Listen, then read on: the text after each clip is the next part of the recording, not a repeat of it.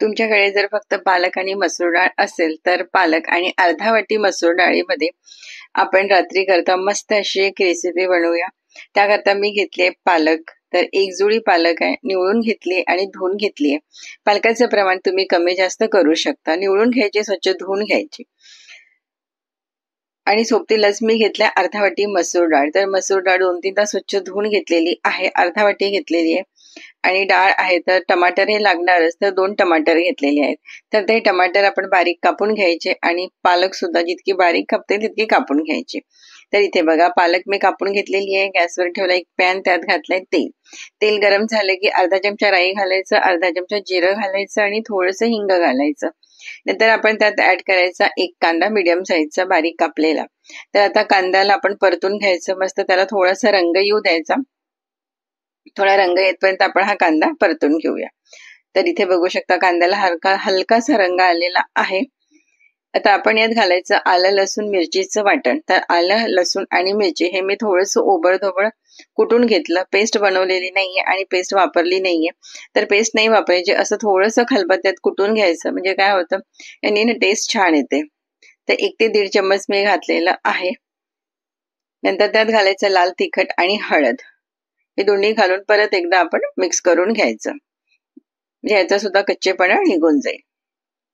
नंतर आपण यात घालायचे टमाटर, जे 2 टमाटर आपण कापले ते टमाटर घालायचे, थोडंसं आपण मिक्स करून घ्यायचं। नंतर यात आपण घालायचं मीठ। मीठ घातल्याने काय होणार, टमाटर लगेच नरम होतील। तर मी यात घातलेलं मीठ घालून एकदा हे मिक्स करून घेऊया। नंतर यावर झाकण ठेवायचं आणि 3 ते 4 मिनिटे आपण हे शिजून घेऊया, म्हणजे टमाटर अगदी नरम होतपर्यंत आपण हे शिजून घ्यायचंय। तर 3 ते 4 मिनिटे झाली आहेत आणि टमाटर बघा मस्त असे नरम झालेले आहेत। एवढेच नरम करायचे, मस्त नरम झालेले आहेत। नंतर यात भिजवलेली मसूर डाळ घालायची पूर्ण। आता यामध्ये फारसे काही मसाले लागत नाही, अगदी कमीत कमी मसाल्यात असा हा पदार्थ बनतो आणि जितक्या कमी मसाल्यात होईल ना तितका तो टेस्टी असतो। तर 2-1 मिनिट आपण ही डाळ मसाल्यात परतून घेऊया। नंतर त्यात घालायची कापलेली पालक घालायची आणि डाळ आणि पालक मस्त असं मिक्स करून घ्यायचं आणि हे सुद्धा 1 ते 1.5 मिनिट आपण परतून घ्यायचं। पाणी घालायची घाई करायची नाही, 1 ते 1.5 मस्त आपण हे सर्व एकसारखं असं परतून घ्यायचं। तर डाळीचं प्रमाण पण तुम्ही कमी जास्त करू शकता। आता यात आपण घालायचं पाणी, तर साधारण 1 ग्लास मी पाणी घातलेलं आहे।